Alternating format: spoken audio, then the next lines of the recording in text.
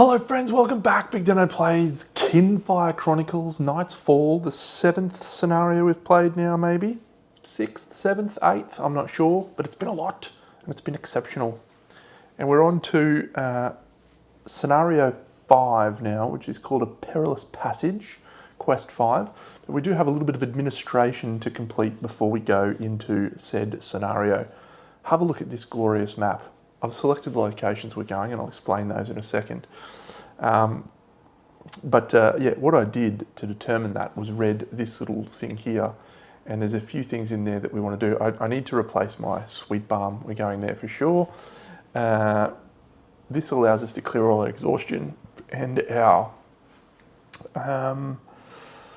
other stuff that was in our decks, and then this one here says that you get rewards for craftsmen to put materials collected from exotic denizens to use. So that's where we'll find stuff to buy things. And then last of all, on the map, there's actually a gardens, the secret garden. And yeah, so we're going to go visit the secret garden because I think that based on what I've observed, our friend Khor is going to be good there. So these are the 4 locations we've got with our 4 city actions. The last one we're going to do is go to the inn, and so the inn was number 4. So we'll start at, let's go to the gatehouse first of all. I just wanted to go basically in descending order. Cool. The soldiers of a low garrison give you a friendly wave as you walk by. Whilst they enjoy heckling some of the traders and other residents of the stumps, they hold the seekers in high regard. They're grateful that it's you and not they who have to brave the darkness outside the city walls. If you have memory 4A, which I think we do. 4A was this one, which is the thing we picked up from the little dude, yes. Asha gives a soldier the icon of Ziva she found on a fallen guard. He spots a name on the back and swears to return the icon to the guard's family. Gain 4 coin, thank you very much. And discard this card from bin locks. Your city action is over. Return to the map and choose again. Very cool. Do we discard that? Yeah, we discard memory 4A. That was from number 4. Cool. And we discard this. Cool. There is getting to be an overwhelming amount of cards now available. So we just got to be careful of that, managing that correctly. We're going to, let's go to the Nara's Bounty House. No, is that it? Nara's Bounty House. Is that right? Number 7. It's not 8. It's number 7. Let's read number 7 instead, since that's the one we want. Oh no, 8's the secret garden. What's 4? Journey's Rest Inn. What's 3? Lucas Tea House. Oh, we're not going to be able to go to the garden. Yeah, we definitely need to go. Yeah, okay, cool. We go to the garden another time. So we'll go to the tea house. Hey, you may shop at Lucas. Excellent.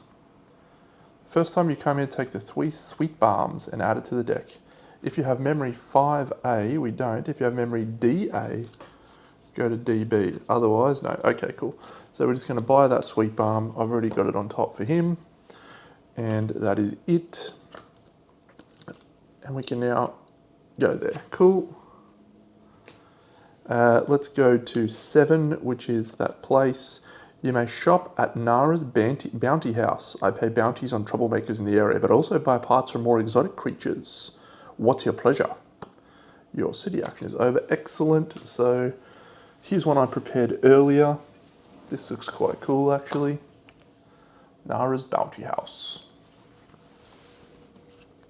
And so she lets us buy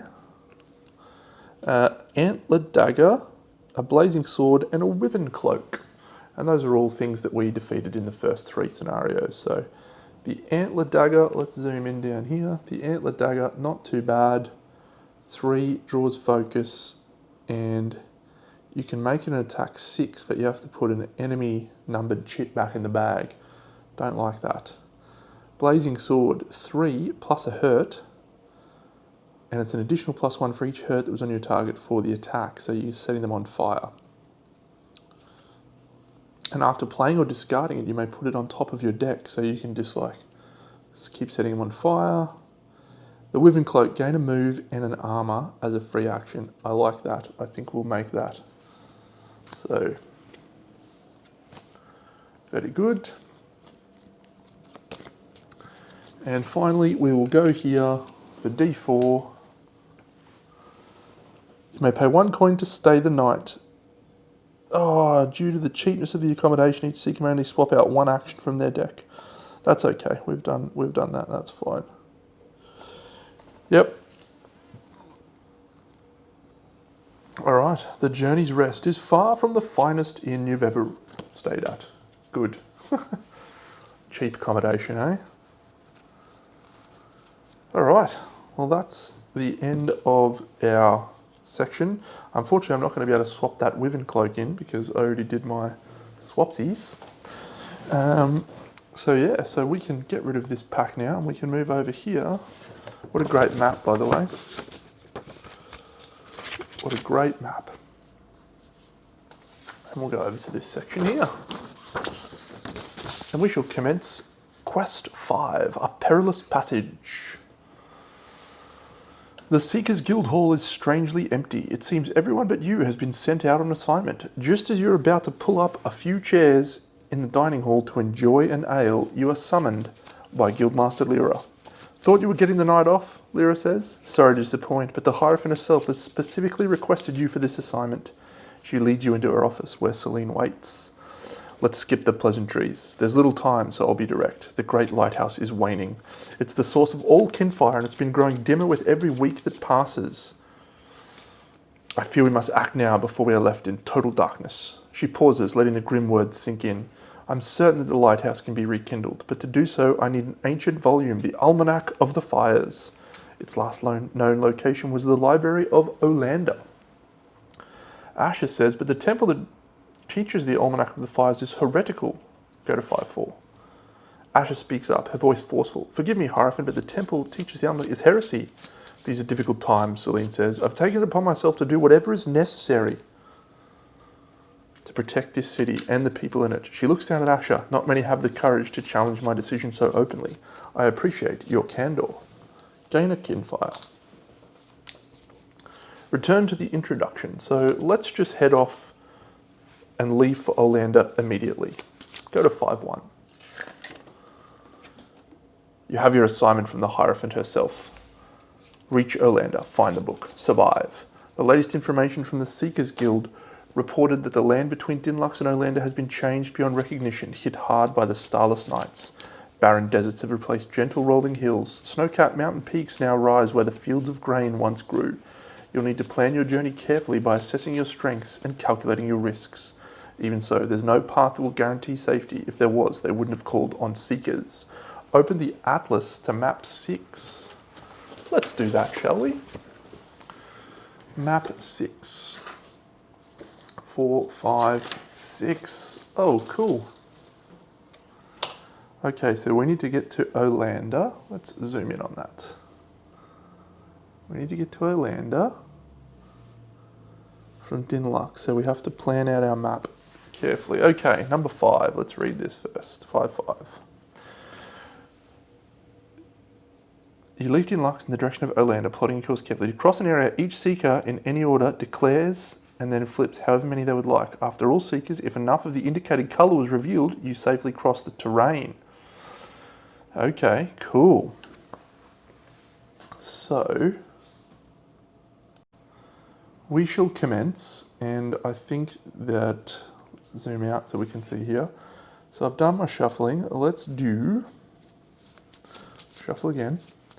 So we need to go greens. So we have a red focus, we have a green focus, we have a green focus. So let's go green, red, green, I think is our best option. And so we declare 5 to 7, okay? To set off towards the desert, go to 5-6. To set off towards the swamp, go to 5-7. Let's set off towards the swamp. Is that right? 5-7. Yeah. Okay. Frogs croak, mud clings to your boots. The thick, humid air has a stench that you won't soon forget, but still you marvel at your surroundings. Before the starless nights, this was all rich farmland for as far as the eye could see. Now all that lies before you is a foul, treacherous marshland. We need to flip 7 green. So we have 2 that are primarily green and 1 that has 3 green. So this one should be easy. 7, we have 18 cards in our deck, so let's flip 4, 5, 5. Yep, I think that's right. Okay, so 4, 1 green, 2 green. No. Okay, so we're at 2. So we're flipping 5. 1. That's so yep. 2, 3. No. 4, 5, 6. We just need 1 green from Valora.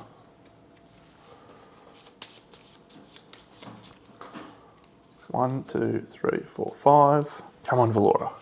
Yeah, whoa, only just. 1 green, only just.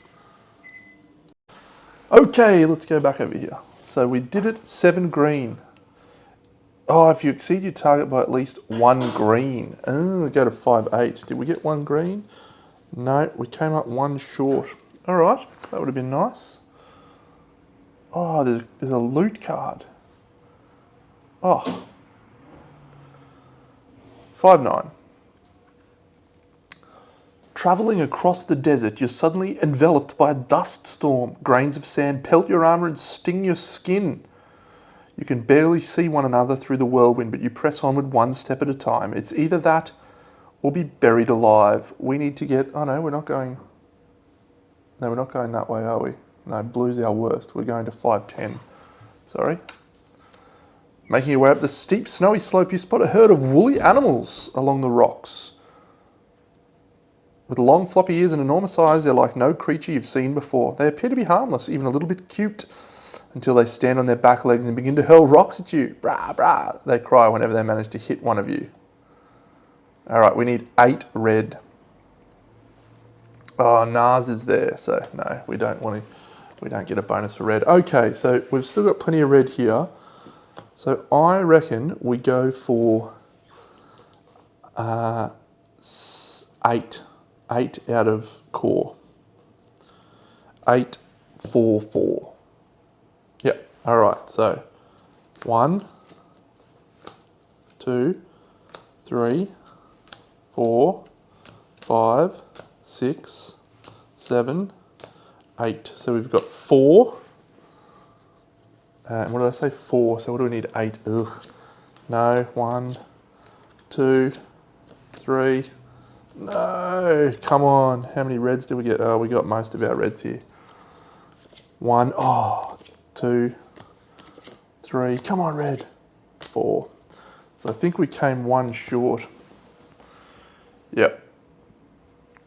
So we will unfortunately take an exhaustion. I think we'll put it in Asha's deck. 5, 12. No, we're going to 5, 11. You trudge through the swamp, scratching at bleeding bite marks until you hear a long, harrowing bellow. Oh, we can save a little guy. We need 9 green, we need 10 green. The beast must have become stuck here and is now sinking in the thick muck. You look on, helpless to save the creature. Come on, Khor. We can do it. We need 10 green. All right, I don't care. We're going to do this. We're going to save that little guy. So Khor's going to go... Khor will go 6. He's only got 1 card left. We'll go for... We'll go 7. 6, 7, 6. And we're looking for 10 green. All right, 6.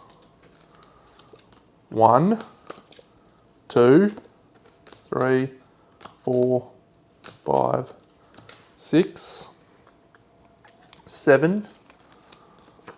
1, 2, 3, 4, 5, 6, 7. That's a good start. We've got 7. So we need 6 cards. We need 3. 1. Oh, move that out of the way.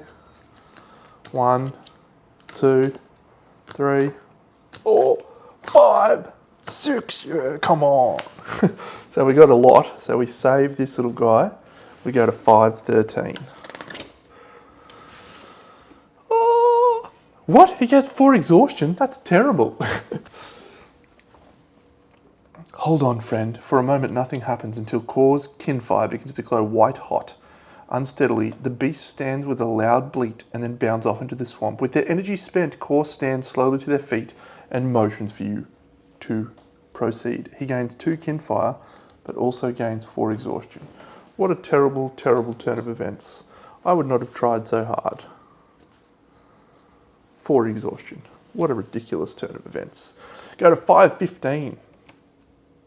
Okay, finally you have reached the outskirts of Olander. Only parts of the town still remain, perhaps protected from starless nights by the area's deep history and the magical energy. You pause, overwhelmed by the feeling that you are somehow meant to be here in this exact place at this exact time. Count up the total cards remaining in all of the Seeker's decks. You receive fate based on how many remain with a maximum of 3 fate. We have 1, 2, 3, 4... 5, 6, 7, 8, 9, which is 3 fate. Cool. So we have a lot of fate sitting there. I'm going to move these out of the way. We don't really need these here. These are just all of the people we've defeated, which is nice. But we don't really need them to be kept there. We'll put them up here. A little spot there for them. Good. But we have a lot of fate up our sleeve, but we're only allowed to use 3 each turn, I think. Go to 516. The Library of Olander stands at the corner of town, at the centre of what is left of the town, but it's not what you expected. With its thick walls and barred windows, you could see someone mistaking it for a prison. The heavy wooden doors of the entrance have been smashed in. As you walk over the splintered planks, you hear a terrified scream. You rush around the corner and see a pillager surrounded by several corpse-like creatures. Flailing his sword wildly, he's keeping them at bay for now. Thief or not, he clearly needs our help right now. After a moment's hesitation, you decide to intervene. Some would call you brave, others foolish. So we gain a Kinfire for Valora and a Kinfire for Khor. As soon as you enter the room, the whites turn their glowing eyes to you and with a horrifying shriek, attack! Clearly relieved at your arrival, the bandit flees into the shadows of the library, clutching a bleeding wound on his shoulder. Open the map atlas to 7 and go to 520. The battle setup. Whoa, look at that. That's sick. All right, I'll go set it up. All right, we've set up. It looks sick. We're in the library. Okay, so there's corpses on the ground, and these little zombie dudes will eat those corpses and heal wounds, which is sick. So yeah, they've got lots of rules.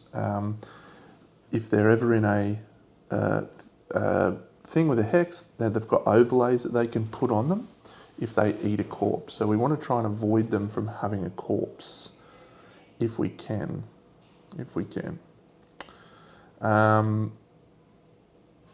Two of them focused on Khor. 2 of them focused on one of them focused on Valora. So I've shuffled, we'll gain our armour. We'll gain our 3 armour on the big fella. I have shuffled, but we'll just do it again just in case. 1, 2, 3, 4, 5, 6, 7. Do we have an action card? 1 exhaustion and 3 action cards. Nice. Okay, so that's good. 1, 2, 3, 4, 5, 6, 7.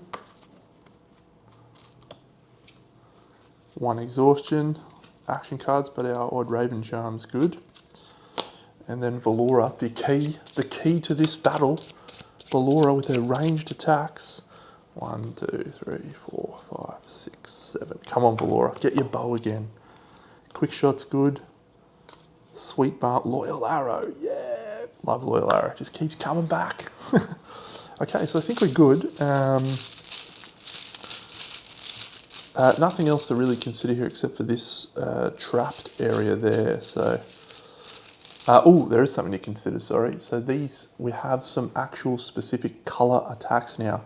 So we can only block those attacks with specific colors. We get number 8 to start us off. So 8 is the Hunt's Right. Leaps forward, claws extended. After attacking, the Hunt's... Oh, that's awesome. Okay, so this guy has a range attack. However, he's going to move here. And he's going to focus on Valora, but that's a melee attack, so he doesn't do that. And then after attacking, he moves 1 space closer to the nearest corpse. He's going to go there and eat that corpse and gains 5 health. So he goes up to 20. And then we place overlay 5B. That is awesome. I haven't even opened my overlay section yet. Let's have a look. 5B, what does it do? Each time an enemy in its space... What? The Hunt's Right gains 1 armor, that's disgusting. That is... His attack steal +4. That's bad. Alright, it's our choice. So we need to get that guy out of here as quick as possible. So we're going to move to there. And we're going to give Asha an armor. And I reckon we will go with this capture rune because we do not want that guy to attack. So that's a blue. So the capture rune does 2 damage and then it will also put a trapped card on that attack. It's probably unlikely. Do we have anything we can boost with? Give another Seeker the ability to draw a card. We'll draw a card. Good. And do we have anything here? No. Okay. 4. So that is this guy. Despite the Balelight's sluggish movement, it lashes out at you with surprising speed. So the Balelight's going to move to here. And while he's there, he's going to attack Khor. That is going to do 4 damage, but it's going to go down to 3, 2, 1. So it goes down to what, 13, but he is going to suffer a hurt condition in addition to that. And that's all he does. A 5, come on, man. All right. Do we have Taunt? Because I might want to redraw that. We don't have our Taunt redraw. We could use a Fate to redraw that. That's a bad one because it attacks Asha and Khor for 3 damage. I suppose they both got armor. Doesn't do anything else. Yeah, let's take it. And let's see if we've got a red defensive one that we could add. Oh, she's got her Selfish Blade. All right, yeah, let's use her redraw. So we'll gain our 2 armor back. We'll put return it to the bag and draw again. We get the Knight one. All right. So the Mage Right's not going to be able to get into range, but he is going to go to his nearest corpse. So let's do this. 1 space here. That traps him. And we'll put that on number 10. Because that does get him closer. And then he'll move back to the nearest to the corpse. So we'll go there again. Pretty sure that's all good. It says after attacking, the Mage Right moves 1 space closer. I know, that says after attacking, the Mage Right moves its target 1 space closer to the nearest corpse. Okay, so that is 1, 2, 3, 4. That is 1, 2, 3. So she's gonna move to here. That's interesting.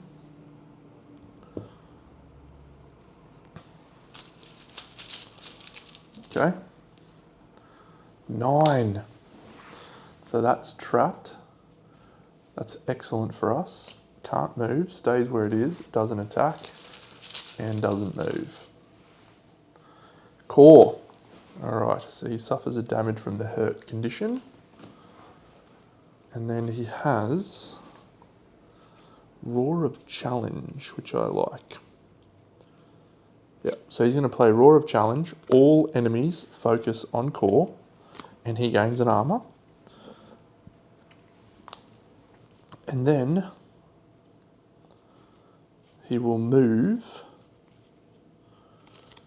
into this hex here, and he's going to use his Defending Blade, which is a 3 damage, and he will gain another armor for using his Defending Blade. So that guy's down to 15. Back where he started. And yep, that's it. Valora. Alright, so I think Valora is going to move to here. She's going to give Asha an armor. And then she is going to use her twin shot. Nope, she'll go quick shot and then twin shot. So that's greens. No boosts from there, and no boosts from there. That's just going to be 6 damage on this guy. So he's down to 9. 1, 2, 3. And he now does focus back on Valora.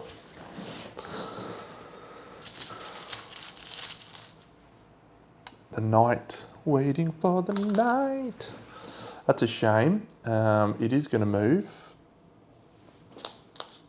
It's got 2 of those out. Didn't know there was 2 of those. When attacking, the mage right moves its target 1 space closer to the nearest corpse. So Valora's going to move back to here. She's going to suffer 4. This is an any colour attack. So 4. It's going to go down to 3 because of that. So she's going to take 3. She goes down. Actually, she's going to take 2, and Khor can take 1 because he's in a hex adjacent to her. And that's it. The 3. The 3 is this one. So it's going to move to here because its target is Khor. And it's going to attack Khor for 4 plus a hurt, but Khor has 4 armor, so he's going to take no damage, but he's going to take a hurt condition. Khor suffers a damage from his hurt condition.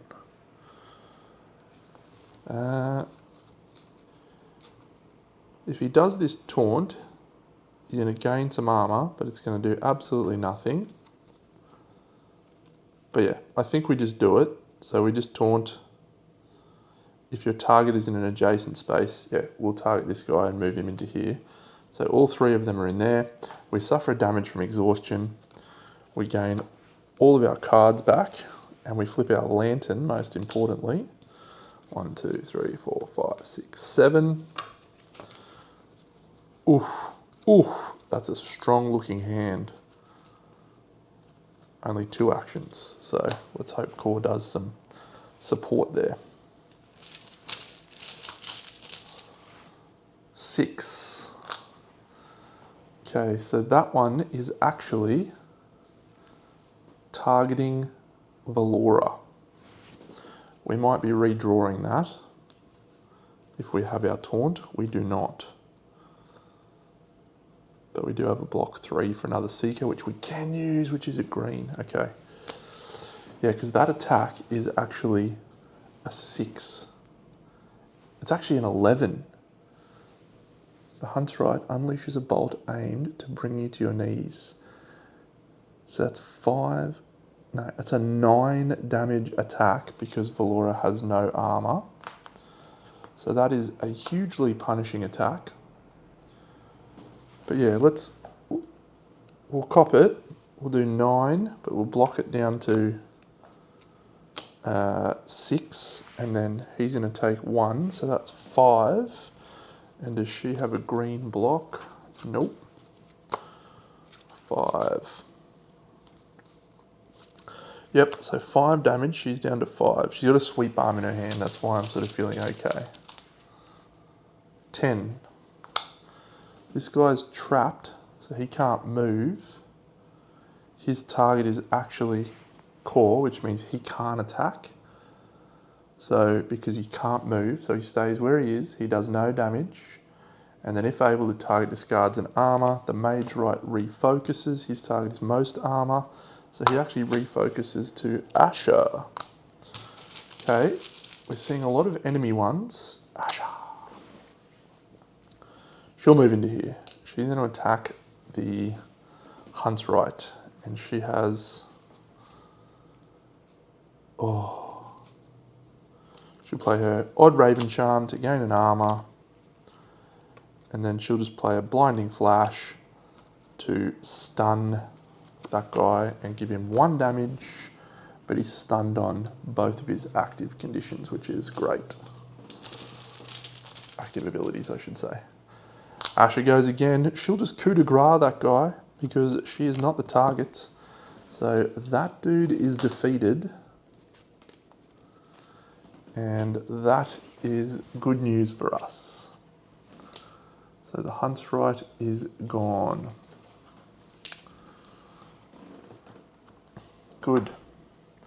So we'll go 6, and we'll go 7, and we'll go 8, and we'll go 9.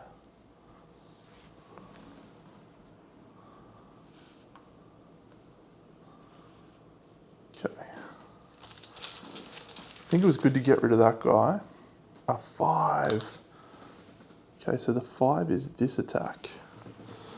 That's bad for us as well. We'll got to get this little guy off the board. So he's going to attack, and then he moves 1 space closer to the nearest corpse. Hits everyone for 3. Yeah, that's okay. So it's a red. So 1 space closer to the nearest corpse. Has to be there. She's got 1, 2, 3, 4 armor, so she suffers no damage. He's got 1, 2, so he suffers 1. Okay. Seen a lot of enemy chits. That means we're going to have a strong finish. No! Okay, let me think. Oh, Asha's actually got to redraw her hand and focus her lantern. And suffer a damage. So she's got 1 armor. That goes back into her hand. 1, 2, 3, 4, 5, 6, 7. She ran out of cards. So she's got an Odd Raven Charm. Okay. And he's flipped his lantern as well.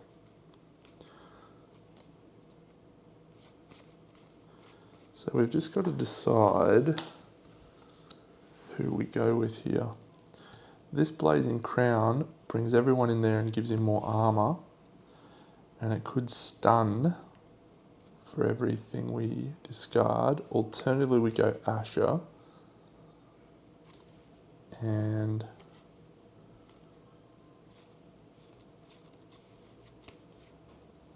we don't really have anything of worth there. Selfish Blade. This action can be boosted by boost cards of any colour. Any damage added to this attack by boost cards is doubled. Have we got any positive boost cards there? None there. 1 there. 1 there. Yeah, not really useful. I'd go to 6, I suppose. Or we could go on this. We could use her Twilight Eclipse. Eclipse the sight. Yeah. So I think we need to stop this guy going here. So we're going to go here, and we're going to hit him with our Eclipse. That does 6 damage. We can boost it with a green or a white. We have a white, so we'll boost it. So that's 7 damage to this big guy. He's down to 14. And all of our chits go back in the bag. That's not great for us. I was going to have a strong finish there, but let's hope the chits draw our favour. No. Okay, so the Bale Right's focus Was that a focus attack? No, it was not. The Balright's focus remains Khor. So he's going to move to here. And he's going to attack Khor for 4, which goes down to 3. This is an any colour attack, so we can block. So we'll go down to 2. And yeah, we'll go down to 1. So it's just 1 attack on Khor. He's down to 8 health. Does give him a hurt condition though. Asha! So Asha's going to use her Odd Raven Charm to give herself an armour. That's a free action.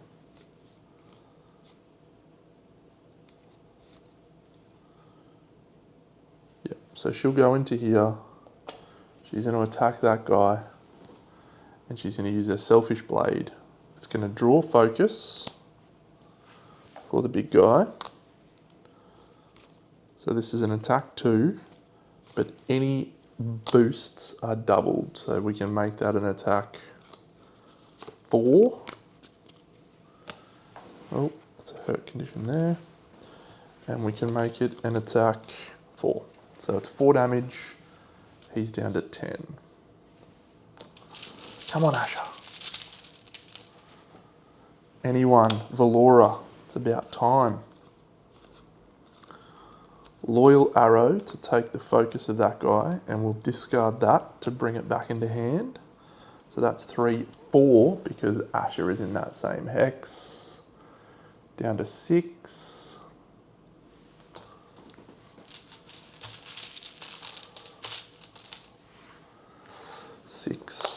Okay, so that is this attack again. Now that actually is going on Asha because she punched him. No, it's going on Valora. Oh, she moves away.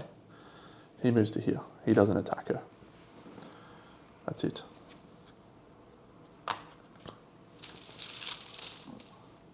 Valora. Shoot that guy in the face. Loyal Arrow. 3 damage, and she'll discard the Sweet Balm to draw that back into hand. So that's 3 damage. He's still focused on her. He's down to 3. Go Valora. 8. Oh, it's that attack again. No, the Bailright's going to get her corpse. Actually, we should move into that space. Yep. Yep. So he attacks us for 4. We go down to 1. He puts a hurt on us. That's not good. Gonna have to use our Sweet Balm there. Oh no, we can actually defend that. So Khor will take 1. And it's a... it was an 8, yeah, so we need a red block. So we don't have any red blocks there. We don't have any red blocks there. So yeah, so she's fine. Oh, and he moves to here. So our choice. If we go Valora, she can kill that guy and flip her lantern. So yeah, we're going to go Valora. She's going to get rid of her hurt. She's going to shoot that guy with a Loyal Arrow. That leaves her with no cards in hand. She flips her lantern. She draws 1, 2, 3, 4, 5, 6, 7. She's got her Perfect Stillness in hand, which is her new card. That guy dies. Come on, Dano. You're close, son. You're close. All these go over here. That's less good. And this guy has plenty of damage coming our way. 11, no. All right, so 11 is this one. And that is targeting Asha, which is good. The Mage right will move away. Moves to there. It hits for 3. Goes down to 1. But we discard an extra armor because of its rule, and it then refocuses, and it's going to refocus on anyone of our choice will stay the same because nobody's got any armor. Okay, she didn't move, did she? Yeah, she'll move to there. Doesn't matter. She'll stay where she is.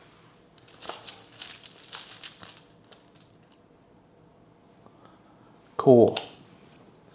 Khor has a hurt. He suffers 1 damage. I think he has to use his Sweet Balm on Valora.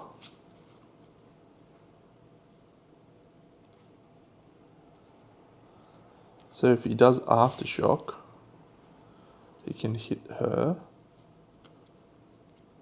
And then he can move to Valora for Sweet Balm. Yep, let's do that. So we'll Aftershock, which is 2 damage, down to 16. And then we'll move to this space here. And that puts out a stun on this attack. 7, 10, 11. Yeah, this attack. Oh, timing Deno. Moves towards Asha, stays where it is, done. Khor. Khor uses his Sweet Balm and heals Valora to get her back to 6. He then gets another action, however, he is just going to discard that as his act, which means his lantern's going to flip up. 1, 2. Oh, actually, he'll move to there and use his adamant instead. We won't do that. Adamant. Before attacking, move all adjacent enemies into your space. After attacking, gain 1 armor for each enemy in the space. So that is 2. He's now focused on us. 2 goes down to those to 3 because we have the Asha in that space. 9. Okay, so it's going to move back to here and it's going to shoot Khor. So he has used his Sweet Balm, that's bad. So this is an attack 4. He's going to move closer to the nearest corpse. It goes down to 3. Do we have a defend? Goes down to 1. Whew.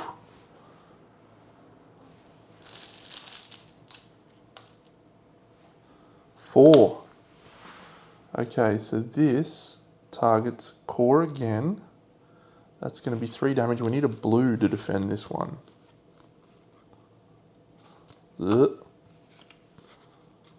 Ugh. Oh, that's actually 2 blocks, so we'll do it in that order. So that's 3, goes down to 1. Khor's got 4 left. And then he refocuses and we'll target Asha. 7, so it hits Asha for 1, 2, 3. She's down to 7. Refocuses, we'll keep it on Asha. 5, it's going to be 4. It's going to shoot Asha. She's going to move 1 space closer, which is here. And 4 damage. She's going to go down to 3.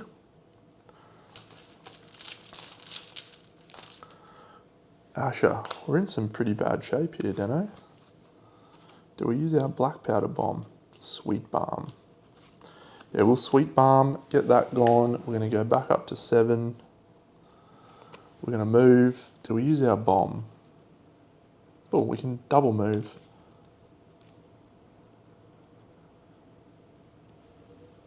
Yeah, we'll double move, and I think we're going to use our bomb. So the bomb goes away, and we're going to do 5 damage to that guy to take this guy down to 8. We're so close, Deno. And then we're going to flip our lantern because we've run out of cards. 1, 2, 3, 4, 5, 6, 7. That goes back into hand. And we have our lantern. We also gain an armor. Valora, helmsman. She's got her snipe. She'll move to here. And she will give Asha an armor. Actually, she will move to here. No. She'll move to here. And she won't give Asha an armor, but she can snipe anyone in the room for 7 damage. It's got 1 left. If anyone's got a green boost, we can get the job done. Surely Asha has a green boost. No, absolutely not. That would be too nice. Oh, hang on, does she have her bow in her hand? No.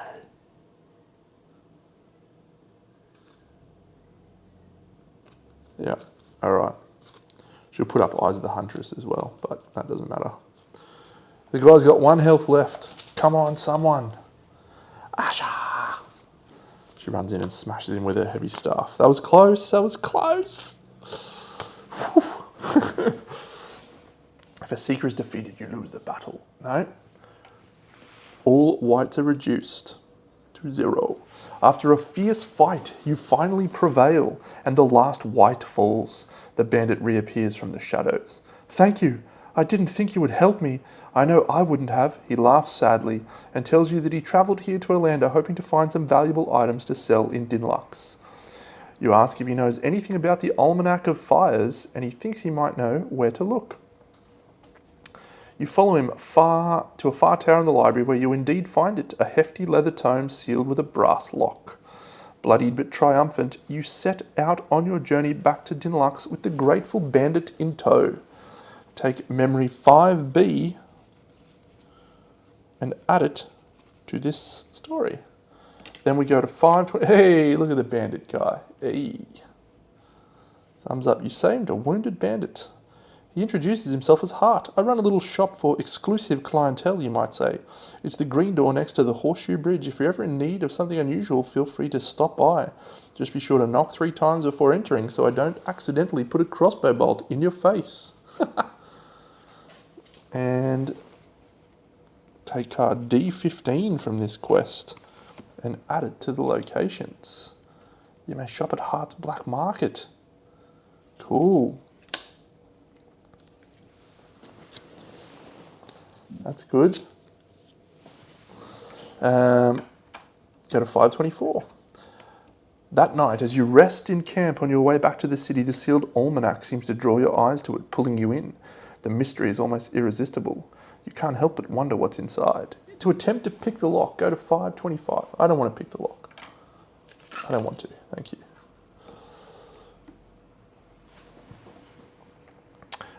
You make your way back to the Seekers Guild in Dinlux. The Hierophant somehow knows of your arrival and is already in the Guildmaster's office when you get there. I assume you succeeded in finding the almanac? She asks. She seems nervous, but relaxes as soon as you produce it. You place it on the table and she reaches out to touch it, but then hesitates. If you have memory 5C, we do not have 5C. Go to 527. No. 529. She picks up the almanac.